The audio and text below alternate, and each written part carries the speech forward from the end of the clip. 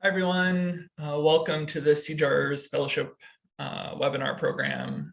We're going to give a couple more minutes for people to log in. My name is Mike Mueller-Smith, and I'm joined by Keith Finley. Thank you so much for joining us today. We're really excited to talk with you guys about CJARS and this really great opportunity to get your research funded. Let me just give it another minute, and then we'll get started.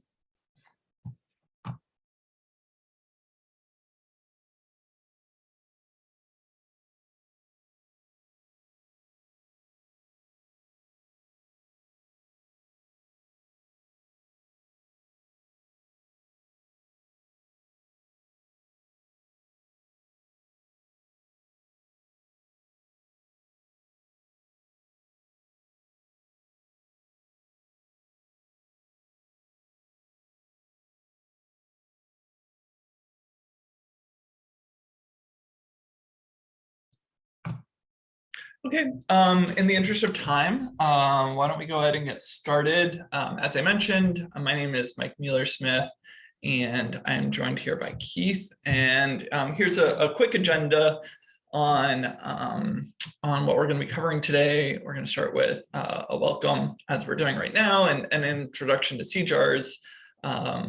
We'll then talk about an overview of the 2022 fellowship program. Then we'll talk about resources to learn more about the data. Some of you guys have questions that you've submitted, and some of it can be answered by resources we've already put together. Fourth, we'll talk about how to access CJARS and how to work with the data. And then 5, we'll try to give you some examples of recent CJARS research to help serve as inspiration on the world of possibilities that's feasible through this platform. Before I jump in, Keith, do you want to introduce yourself quickly? You're muted. Okay.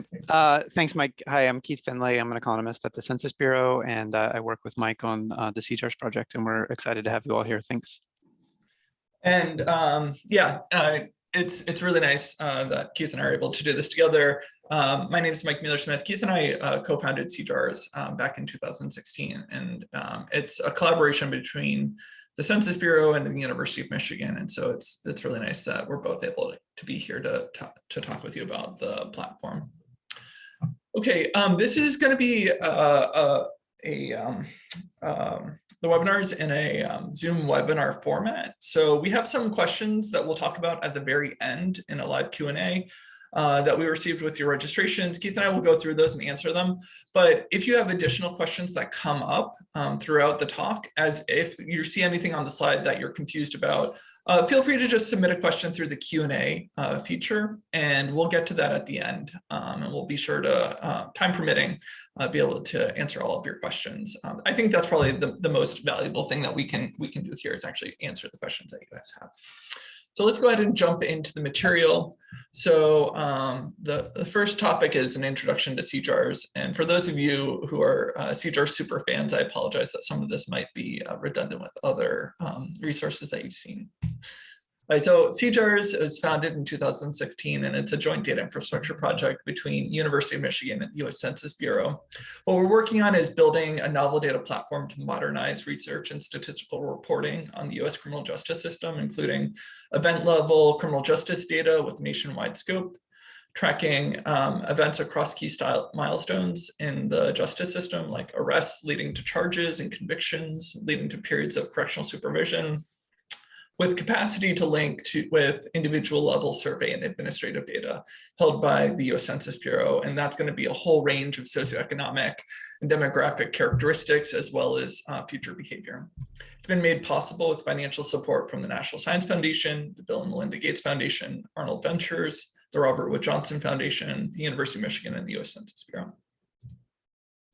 So this figure we talk about a lot. This kind of showcases 4 major stakeholder groups in CJARS. I would actually posit that there's probably a 5th stakeholder group, which would be kind of society at large. But these are the people who probably directly interact with the system and the data components. On the far hand left side, we have the data providers. These are going to be state and local criminal justice agencies that we acquire data from either through FOIA, web scraping, data use agreements. Data comes from agencies, often in whatever raw, unprocessed state, and then it arrives at the University of Michigan, and our excellent staff here spend countless hours working on bringing this into a common national schema, which is what the CJARS data product is. We are trying to lower barriers to working with data through resolving access mechanisms for researchers, as well as working through the painstaking data cleaning process so that you can work with something that's a little bit more like a research product rather than an operational data set from an agency. The data that we receive here is then passed on to the US Census Bureau, where it's integrated through the person identification validation servers. This enables the data to have what's known as a protected identification key, or a PIC, attached to the data. This operates kind of like a hashed social security number. It's unique. Anyone who has legal status in the United States will have a PIC associated with them, and that allows you to work with anonymized data from multiple different data sources like CJARS and decennial census data, and link it at the individual data, even though it's anonymized. And then once that process happens, it moves on to the anonymized research servers, where external researchers like many of you can request to work with it and work within the FSRDC system to produce important research and statistical analysis on the justice system. Now, CJARS is focused on justice-involved individuals. This is a term that we prefer to use because we don't presume innocence or guilt in the data. Our data is driven by the fact that individuals are having contact with the justice system. So this includes arrestees, criminal defendants, inmates, probationers, and parolees. Why do we need CJARS when you have other resources out there like NIBRS and the NCRP or the UCR? We have, I would argue, a number of key contributions over existing resources. First, we have longitudinal multi-jurisdictional data that's collected, harmonized, and linked to track individuals across space and time.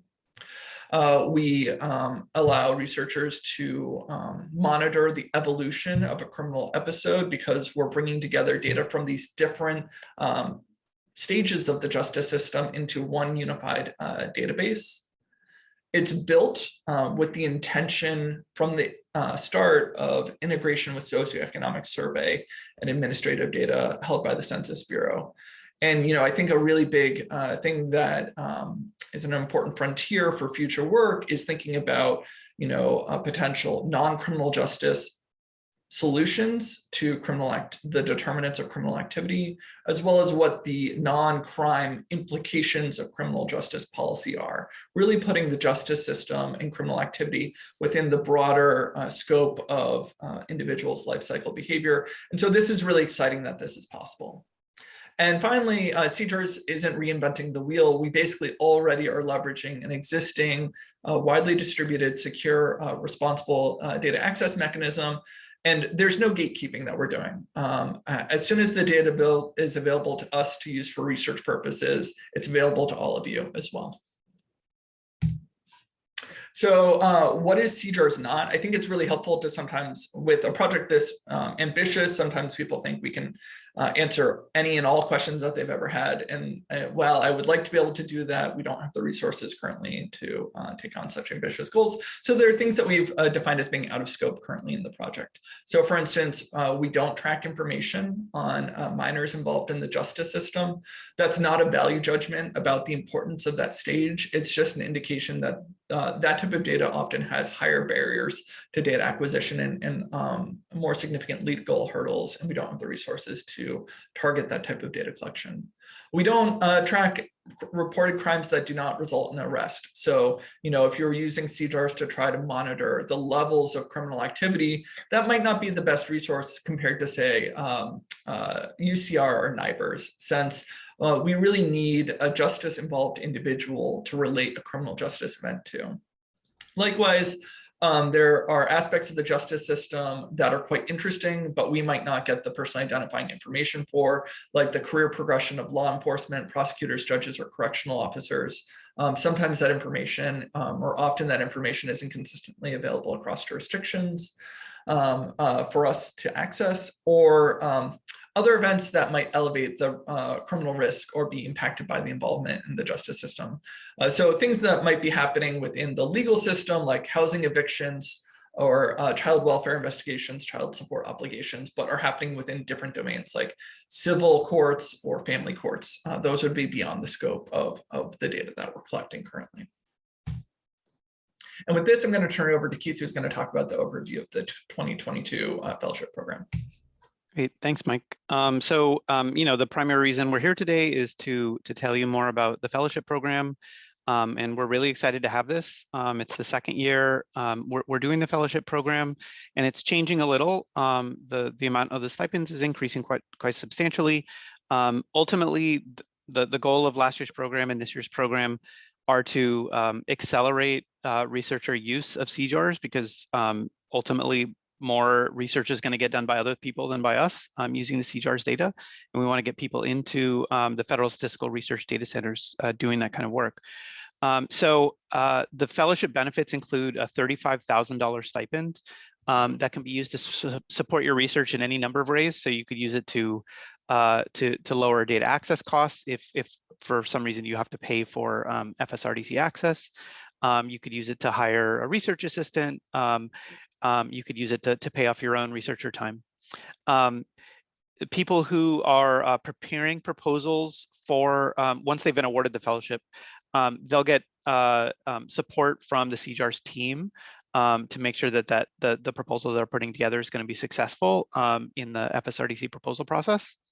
And then once the work is matured and people have put together their estimates, the fellowship winners will have the opportunity to present the research findings at the annual CJARS Board of Directors meeting. So the application deadline this year is June 17th, and we would be announcing decisions in early July. How to apply? All the information that you need to prepare an application is on the CJARS website, and you can see that link at the bottom for the precise URL to the fellowship competition. The application requirements are a research proposal describing the topic of study, how you intend to link data together, and the research methods.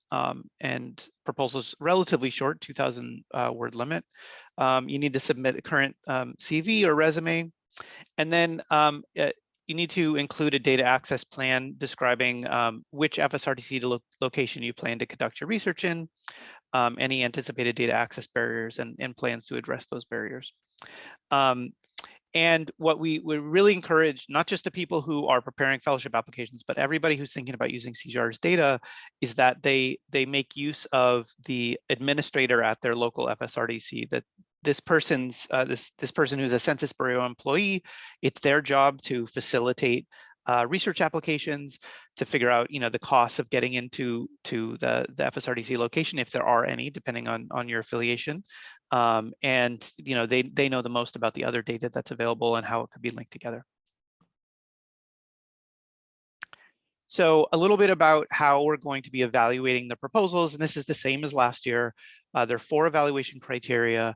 The first, the intellectual merit of the research proposal, the compatibility of CJARS data holdings with the proposed research. And so Mike's going to talk about data documentation in a moment. So certainly doing some background research on what data are available, the variables, the geographic coverage, the feasibility of the data access plan. We want to make sure that at some point there's a way for you to get inside the FSRDCs and do this research. And then your experience and training as reflected in your CV. We are prioritizing 3 groups. So we really want early stage researchers to get involved with using CJARS data. We want to support demographic groups that are underrepresented in science and engineering. And we want to expand access to the FSRDC system by encouraging proposals that are from people in fields that don't generally use the system. If you have any questions about any of these criteria, or please let us know. So here some obligations that we want fellowship winners to follow through on. So Grantees agreed to submit an FSRDC proposal that uses CJARS within 12 months of selection. Teams are welcome to apply, but a single individual will need to serve as the PI and will have ultimate responsibility for the proposal submission and monitoring how things get through the pipeline in terms of FSRDC proposal. In the first year, we had some proposals get modified, and I think that's fine because we definitely learned a lot about what a successful proposal looks like from the perspectives of the FSRDC system. And so certainly proposal topics can be modified if you win the fellowship. And one thing that we really want to point out that's not really specific to this fellowship is that even if you apply to the fellowship, there's nothing stopping you from trying to work with the CJARS data directly through the FSRDC system. So this fellowship is simply meant as a way of accelerating research. But even if the fellowship didn't exist, everyone could still apply to use CJARS data in the FSRDC system. Thanks, Keith. And I will now walk everyone through some resources to learn more about the data. And I do just want to kind of reemphasize what Keith just said. CJARS is open and available. It's been available for requests for over a year now, and we really would love to see more people working with it. And so the fellowship is a way to accelerate researcher access, but it's not a requirement to do it. All right, so on the resources side, the first thing that I want to talk about is our data documentation. This can be accessed on our website pretty easily. I also have the URL on this slide. This is, I would say, kind of a really high level product or high quality product that we've put out to document a lot of information about the CJARS data system. It includes a project description and the data collection methods, our data holdings and structure, the linkage process and other automated algorithms, as well as a variable codebook, descriptive statistics. Let me show you some information about this. So for instance, here's a map of the current data holdings in CJARS, which includes data from between 100 to 300 data providers. Sometimes it's a little bit hard to define this because some of our data comes from state aggregators, which represent multiple criminal justice agencies. But a nice way of summarizing this is that we have over 1,000 counties in CJARS, and we have states with coverage of state court, state DOC, or state repository, criminal justice repositories, with at least a decade or more of longitudinal data that represent over half of the US population now. That's going to be 23 states. So this is in excess of 2 billion raw records that together represent over 175 million criminal justice events for over 36 million unique individuals. So what you're seeing on the right is some ways that we try to summarize these data holdings. In dark blue, you can see states where we have multiple domains of the justice system covered, places like Wisconsin, Michigan, Pennsylvania, Florida, North Carolina, Arizona, and Texas. There are states where we might only have prison data or court data, and those are reflected in lighter blue, which is a very expanding set of states. And then there are some places where we might have partial geographic coverage. For instance, in California, we have a very large volume of arrest histories for specific jurisdictions like Los Angeles, San Diego, Riverside, but we don't have anything that has full state coverage. And then in purple will be states where we might see a snapshot of the population, like the prisoner population on January 1st, 2020, as opposed to everyone who's entered the prison system from 2000 to 2020. Now, CJARS is designed in a relational structure. So there is one roster file for justice-involved individuals with 5 event-specific data tables with 2 ways to internally link.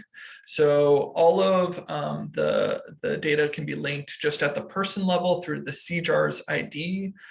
You can use that to pool all events for a single individual. We also have event identifiers that are unique within each data table. So an arrest ID, an adjudication ID, incarceration ID, and so forth, where you could think about using these to try to map the specific flow of events through the justice system. Now, in the data documentation, we also try to provide information on the historical coverage of CJARS and how that varies across jurisdictions. Sometimes this will vary at the county level. And so, we have to strike a balance in how much information to present that's kind of consumable and still accurate within the data documentation. Here we're showing a couple of examples where, for instance, in Pennsylvania, we have statewide coverage of prison data that goes back to the late 1980s, but only coverage of court data that goes back to about 2008, I believe. Whereas in Texas, we have statewide coverage shown in kind of the Navy wide bars going for prison and parole going back to the late 1970s through I think 2018, and then court data that is sometimes not fully covered at the entire statewide level, so partial coverage going back to the 1980s, but solid statewide coverage from around 1994 through 2014. So this is a really useful resource to help you understand whether or not, for instance, if you wanted to do an analysis of historical policies or some sort of natural experiment that happened, does that line up with the data holdings that we actually have on hand currently? Okay, so the national data schema is going to balance between the complexity to support nuanced research questions as well as consistency across jurisdictions to reduce barriers to working with data. So some of these data sets you might that feed into CJARS, you might be familiar with. For instance, Florida and North Carolina publish a large volume of criminal history information online. We're going to be taking a subset of that information and aligning that into our national data schema. And our goal here is to really minimize the barriers to working with CJARS.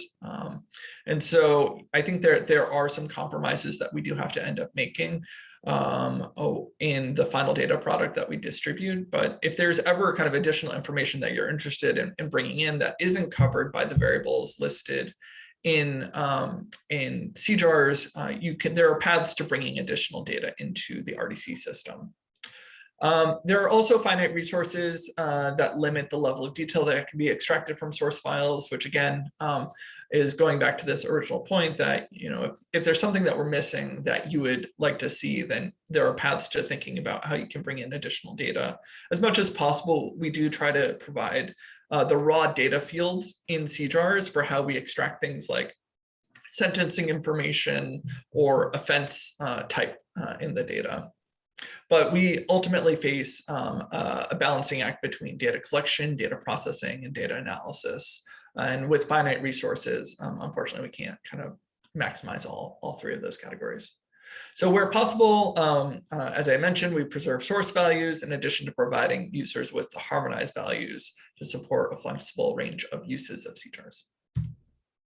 And so this is an example of some of the information that's provided within the data documentation. For every unique variable in the data, you'll see something like this. This is showing within the arrest table, the date of arrest, specifically the year variable. And so there's a definition of it, the format, some information on the number of non-missing records, as well as some basic statistics. I guess in this case, it's kind of funny because this is a date variable. And so thinking about the 25th percentile, 75th percentile might not necessarily by itself be that meaningful from a research purpose, but at least it gives you some sense of the coverage. And then there's also additional kind of useful context information about the distribution of this variable that might be a little bit more meaningful about where our arrest records are located in time, as well as the age. Given that we have dates of birth for everyone in our data, we can provide information like the distribution of age of when arrests are falling. So, we try to provide useful information about each of the variables that we contain. The format of those kind of descriptions will vary depending on whether or not it's a categorical variable or a date variable or whatnot. In addition, we also have a benchmarking report to assess the reproducibility of CJARS or reproducibility of official BJS statistics using CJARS microdata. I think this is really important given that what we're trying to accomplish is a somewhat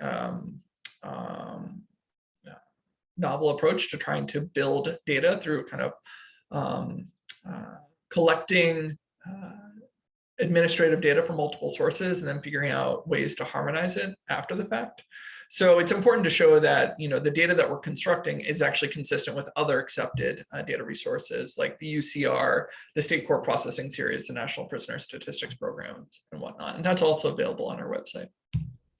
So this is one example where we're comparing the characteristics of felony charges in large US cities based off of what we can measure in CJARS versus what's been published from the State Court Processing Series.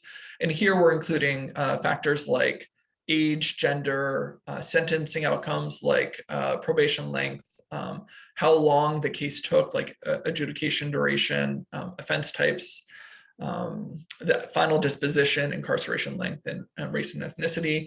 And these are, for the sake of comparability, turned into standardized Z-scores. And what we should be seeing is an alignment along the 45-degree line that as we're measuring kind of the characteristics of the felony caseload using CJARS, they're showing similar patterns to what we're seeing in SCIPS. And that's largely what we're seeing in this graph.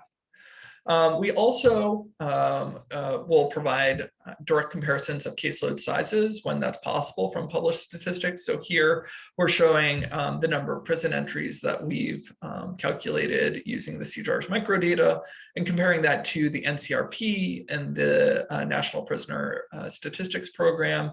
And it's interesting, and for those of you who have been working in this area for a while, you'll know that federal statistics don't always agree with each other. So for instance, we're seeing that the NCRP and NPS don't always report the same number of prisoner entries in a given year, but CJARS is right in the mix. And so we can see on this graph that starting when our coverage begins, as I mentioned earlier in this slide deck, in 1988, that the CJARS prison entries basically line up with what's been published by the federal government. And so that gives us some, it's not just that then that's the maximal use of CJARS. What we're showing is that we can recreate the aggregate statistics, which then gives validity to any uses of the microdata and linked microdata itself. Okay, and I'm going to turn it back over to Keith, who's going to talk about how to access CJARS data. Great, thanks, Mike.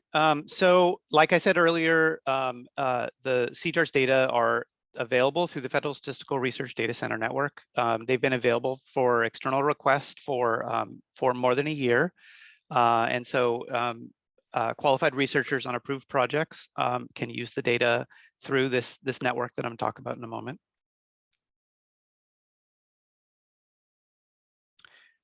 So the Federal Statistical Research Data Center Network is a set of secure Census Bureau facilities that are housed in partner institutions.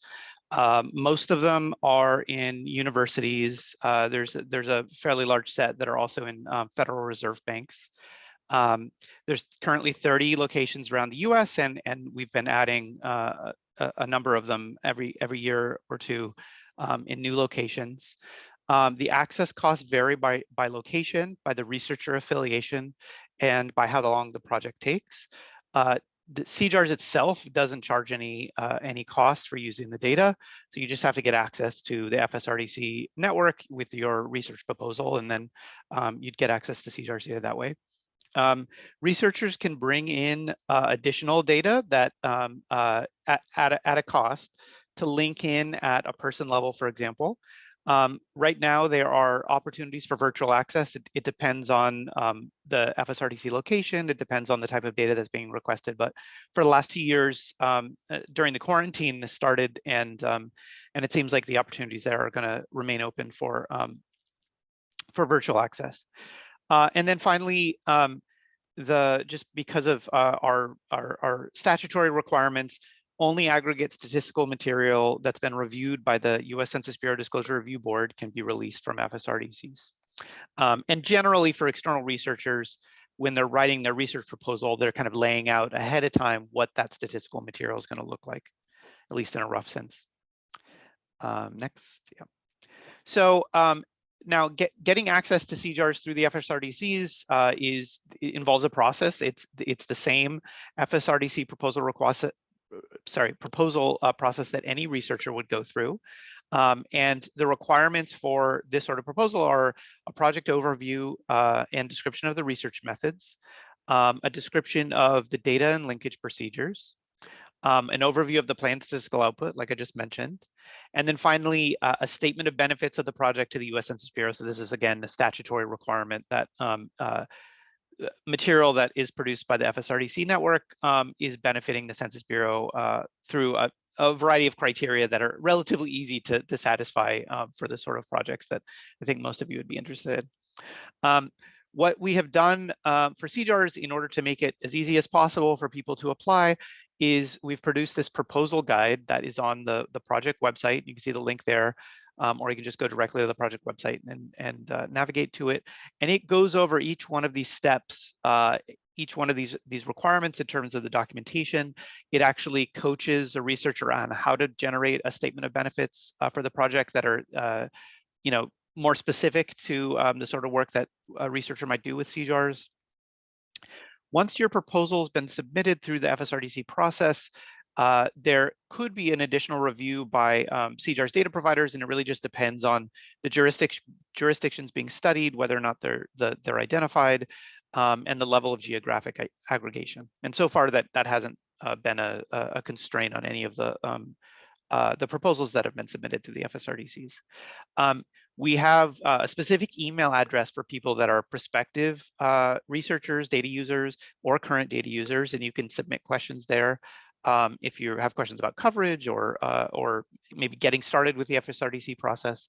And then, like I mentioned earlier, we often, for certain questions, we push people towards the FSRDC administrators because they're really the experts in the proposal process, the other data that's available for linkage. Just one thing to add to this is I will say from the cohort of proposals that we received last year, I think some of the more successful ones did a pretty extensive review of our proposal development guide before submitting their fellowship application, just to kind of think about what the actual proposal will end up looking like and tried to align their aspects of their fellowship application with kind of the requirements for FSRDC proposals. So that can kind of be helpful in terms of thinking about whether or not your research question is appropriate for the FSRDC system in the first place. And just, the reason why we think it's so valuable to have CJARS data at the Census Bureau and our data linkage infrastructure and available through the FSRDC system is because there's all this other data that you can link in. And so you can link with anonymized data at the person, address, and employer levels. Survey data includes, for example, decennial censuses, American Community Survey responses, current population survey, annual social and economic supplement responses, and a survey of income and program participation responses.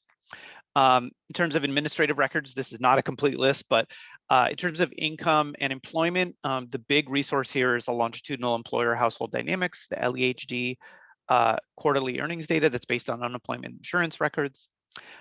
There's a lot of public program data, so Medicaid and Medicare enrollment, Social Security program data, HUD assistance, SNAP, TANF, WIC enrollment data.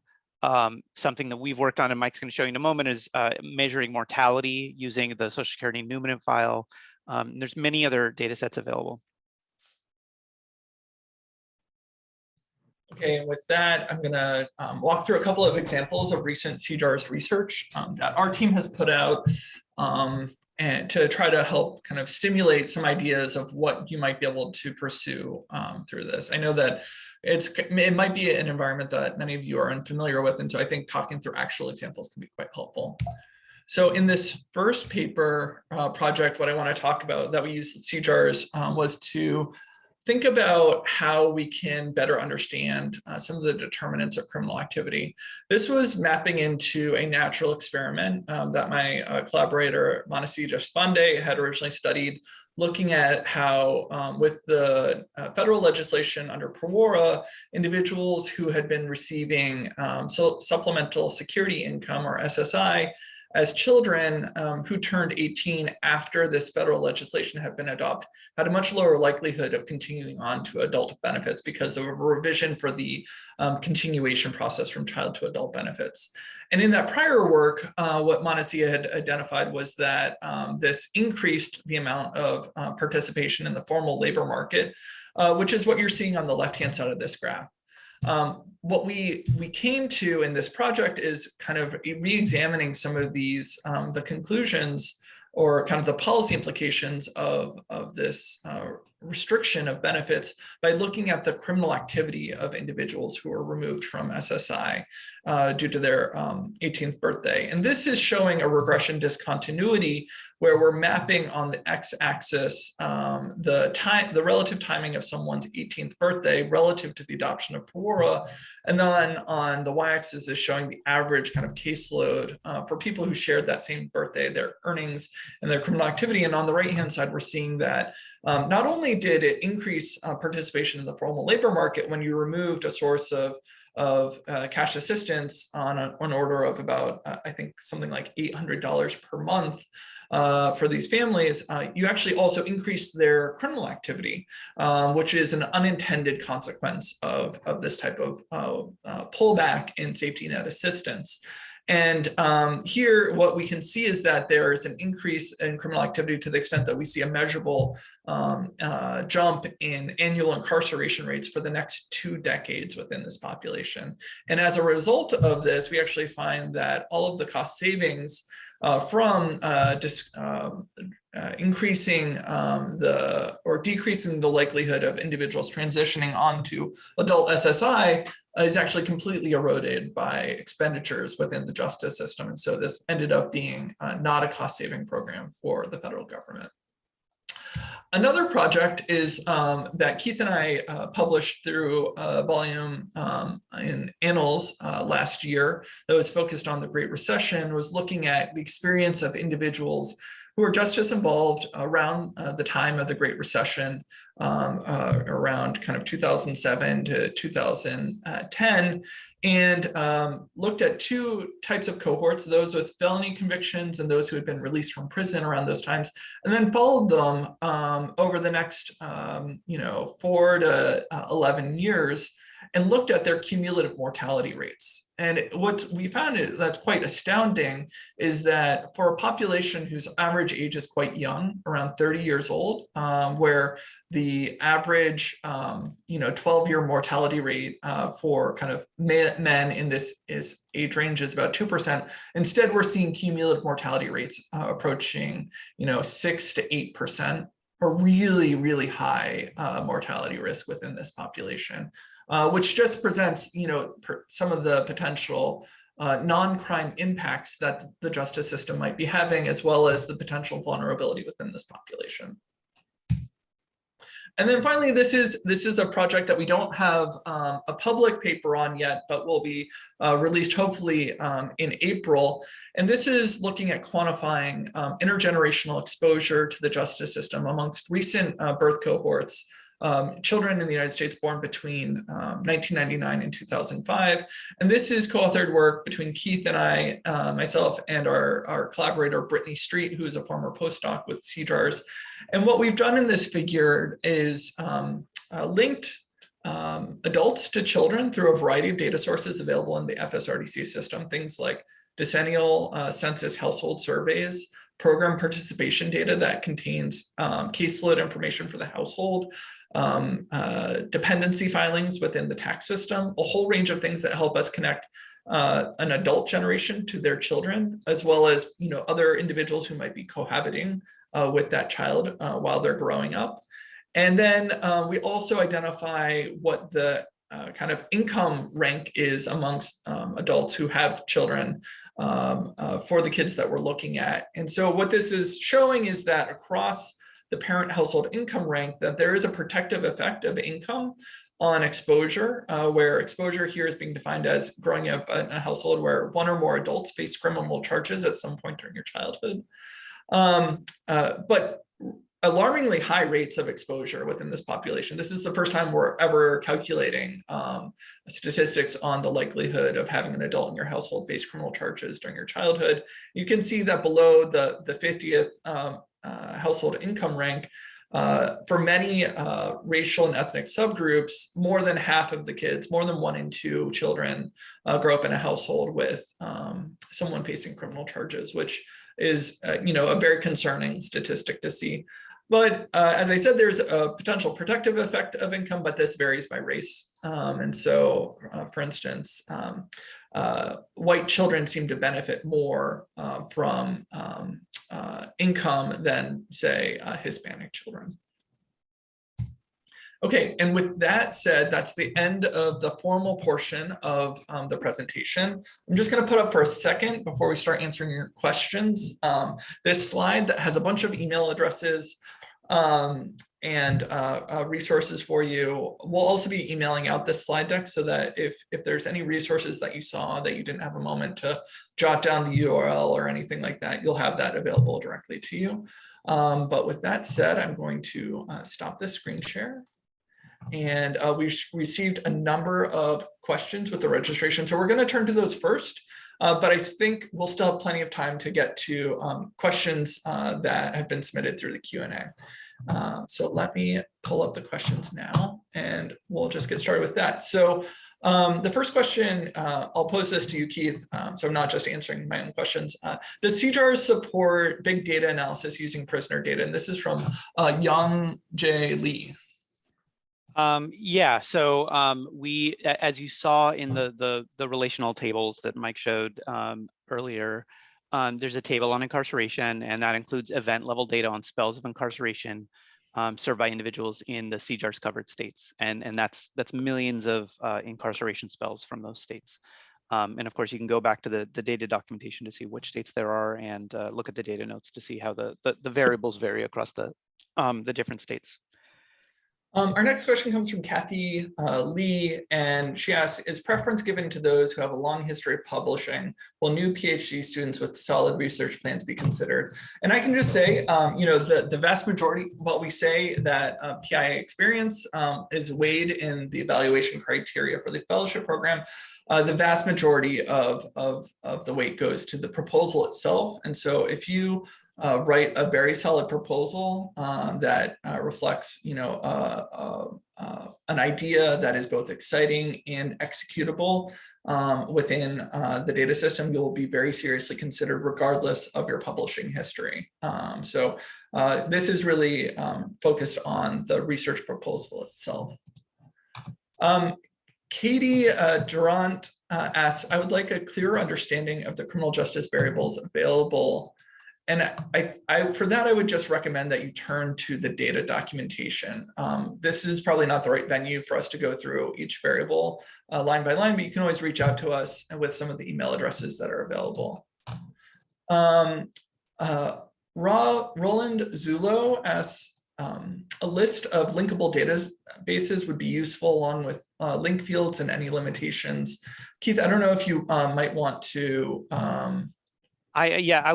give me a moment and I will put in some links to the Census Bureau website that'll have, it'll be kind of broken up. There's one for surveys and one for administrative data, but I will put it in the chat. Okay, great. Great, thank you so much. And so, I think, there are some resources available, and these are also going to be referenced within the documentation. The Title 13 proposal guide gives these links as well on where you can find out information on data within the FSRDC system. Jeff Bryson asks, does it cover qualitative research?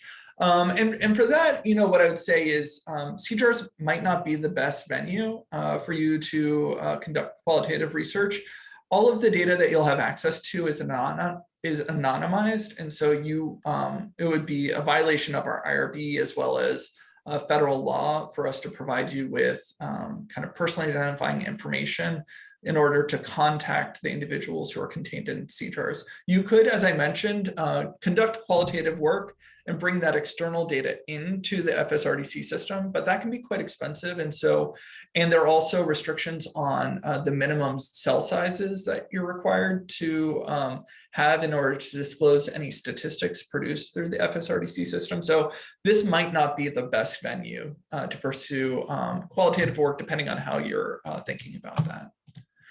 Stephanie Ramos asks, is this only for independent researchers, or can you apply as an employee of a research organization? You can definitely apply as an employee of a research organization. Formally, the fellowship will be, the money will be transferred to your institution, and then you would come to an agreement with your institution on how to set up the budget and the allocation of those funds. Carmen Mitchell asks, I just want to know as much as possible about eligibility for the program, the types of projects the program is most interested in, and requirements for the fellows who are chosen. Thank you. I hope that we've addressed some of those questions already. So please follow up with us if you have any remaining questions. Deepak Prem Kumar asks, what health records, if any, do you have linked to the CJARS system? Any information on programming, if they're institutionalized? Keith, do you want to take this question? Yes. Okay. So, and we get this a lot. And I would say just in general, along kind of socioeconomic dimensions of people's lives, health is probably one of the areas where we could do better. We've talked about some of the variables. So Mike and I both mentioned mortality data that's in the Social Security Numinant file. That's population level data. We have surveys. Some of the Census Bureau household surveys have questions that are health related. So that could be about insurance. And we did mention that there's administrative data for measuring public insurance. But in the ACS, you could measure private insurance as well. There are some variables that try to measure disability in ACS, for example. There's other administrative data from the Social Security Administration that could be used to measure other things like disability. But we don't have health surveys, and that wouldn't stop anyone from bringing in their own data. So if you have health data and you have funds to bring them in and have the record linkage done, then you could certainly do that also. Great, thanks, Keith. Jeffrey Zubak asks, what projects can be included, and really, anything that satisfies Title 13 benefit requirements, and you can see this described under the proposal guide, can be included. We try to give a lot of examples of how intended uses of CJARS can satisfy Title 13. So as long as it's a statistical research project, that would be perfectly eligible. Rachel Nesbitt asks, can I apply if I'm an employee of the US Census Bureau? This is a question that I actually don't know the answer to. There might be a conflict of interest issue, and we can follow up about that. Keith, do you have any immediate reaction to that? I'm trying to answer the Q&A, so my mind is split. Where were we? Can employees of the U.S. Census Bureau apply? So they can definitely apply to work with CJARS data. I don't know if they can apply to be a CJARS fellow and receive. Yes. If you want to contact me directly, we can talk about that. I think there's a potential conflict of interest. Yeah, that would be a tricky one. Amanda Bauer submitted a number of questions. Would a recipient be able to access data in any RDC? For example, could I use both the UCLA and DC Federal Reserve RDCs depending on where I am at the time? Keith, do you want to take that one? Yeah. So this is a great question, and certainly this comes up. The way that the RDCs work is that everyone's working off of a research cluster that's located in Maryland. So it really doesn't matter where you are, you're accessing the same workspace. So there's a lot of collaboration that happens in the FSRDC system. And in fact, like if you were a graduate student and you took a job and you moved somewhere else, I mean, if you had an RDC in both locations, you could seamlessly move across locations to continue working on a project. And so you can think about collaboration, moving, just migration, and it's really not a problem. And then, thank you, Keith. Amanda goes on to ask a couple of additional questions. Beyond producing research outlined in the research proposal, what are the responsibilities of the fellows? The fellows are only responsible for submitting a FSRDC proposal. We cannot guarantee that it will be approved by the U.S. Census Bureau, and so we can't put any further contingencies on that, and we're okay with that. We are just providing incentives to submit FSRDC proposals. And then finally, beyond funding, are there any opportunities to work with CJARS or Census Bureau experts? Thank you. And for that, there are a range of things. We are always trying to expand our team contingent on funding available. We hire postdocs. We love recommendations for students to hire as RAs or project managers. We've recently started to have a few people plan their sabbaticals to come to University of Michigan and be involved for a semester or a year at University of Michigan to participate in the CJARS lab. Keith, are there any programs that you can think of at Census for visiting researchers? No, but if you get in touch with us, if you get in touch with an admin, if we don't know, if we're not experts in a data set, we usually try to find somebody who can answer a question. So don't be afraid to ask questions, even though it's like, oh, it's the federal government. We try to figure out how we can, lead you to the best person. Okay, great. Yang Wen asks, are the data only accessible at the federal RDC or regional RDCs? Are they fine too? How many states are covered in which years? Is the code book available? And I think that we've answered all of those questions. So I'm gonna go on to the next one. Nayoka Carey asks, I've read through some of the documentation, but it is a little unclear to what extent juvenile records are available. Juvenile records are not available. So you will Mike, so juveniles that have been transferred to adult court. No, exactly. That's what I was going to say. So you will see individuals who are charged as minors in CJARS data. That is only happening when they've been elevated to an adult criminal court system. Charges that are exclusively associated with the juvenile justice system will not appear in CJARS at this time. It would be great to expand. As I mentioned before, I think this is a really important area of data expansion, and we'd love to be able to work on that, and potentially with some support from any EKC that we're in the process of trying to finalize. We will be exploring the possibility for that in the coming years, but that will still be a number of years off before we can distribute that to researchers. Holly and Mugen asks, I have individual level Pennsylvania correctional data and would like to link to arrest charges and employment level data. Is this possible? Keith, do you want to answer this? Yeah, so certainly just in general, you're welcome to bring your own data set to the Census Bureau to get linked. Just the record linkage does cost money. In this particular case, we have correctional data from Pennsylvania already. I don't know, it may be different variables that you have. And we also have court data from Pennsylvania. So, if you have variables that are beyond the scope of what we have, so Mike talked about, like program participation while someone's incarcerated, that's not something currently covered by the CJARS schema. But if you had those data and you could afford to bring them into the Census Bureau, then you could certainly do that linkage at the person level. And to go through that process, you would talk to an FSRDC administrator. And that'd be a great use of the CJARS fellowship funds. That's what they're there for, to help you guys accomplish the research that you're going after. On the employment, that isn't something that we directly monitor with CJARS, but there are other data sets available like the LEHD that will help you track that, or the Social Security Administration's summary earnings record. There are a variety of different types of data. And your local FSRDC administrator will probably be the best resource in terms of identifying what the correct constellation of data sets are going to be in order to execute your planned research. And Anna Malinovskaya, sorry, I apologize on butchering that name, asks, linking CJARS with restricted individual level picked census 2010 decennial data in ACS. Is that possible? Yes, that's how we do a lot of our work. All of these records can be linked at the individual level data on the raw data files, not what's distributed through IPUMs with some noise infusion, the actual original data survey responses. Holly Foster asks, can the funds be used during sabbatical to cover some of the salary not covered by the university? one term is funded, these funds would permit concentrated sabbatical research to be conducted over another term. Yes, this is a great use of the funds. That would be another excellent way to leverage the CJARS fellowship.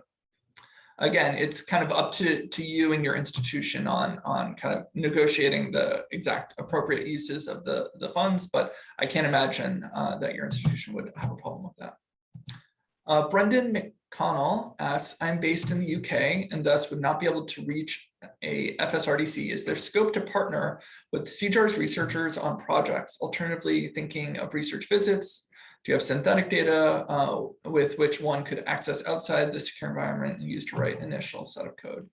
Okay, so there are a couple of questions going on here. One is, you can partner with a US-based researcher to conduct a research, whether or not they have an affiliation with the CJARS team or not.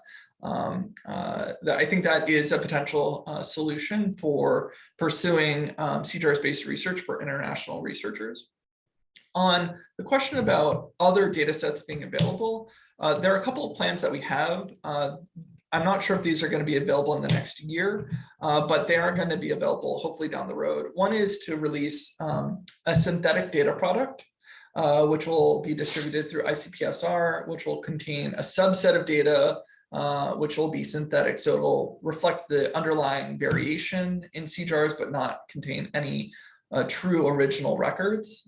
A second is that we're going to be launching a public data portal that will curate aggregate statistics, things like the employment rates for individuals released from prison in Pennsylvania in the year 2010, for example.